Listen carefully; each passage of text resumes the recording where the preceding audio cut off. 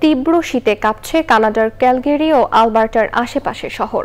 প্রচণ্ড ঠান্ডা আর তুষারপাতে মঙ্গলবার একদিনে ১৩৫টি দুর্ঘটনায় ১৬ জন আহত হয়েছেন। ৪ দিনে ৪০০রও বেশি দুর্ঘটনার খবর পাওয়া গেছে। কানাডা থেকে আহসান রাজীব বুলবুলের রিপোর্ট। কানাডার ক্যালগেরি ও আলবার্টার আশেপাশের শহরে এখন প্রচণ্ড ঠান্ডা।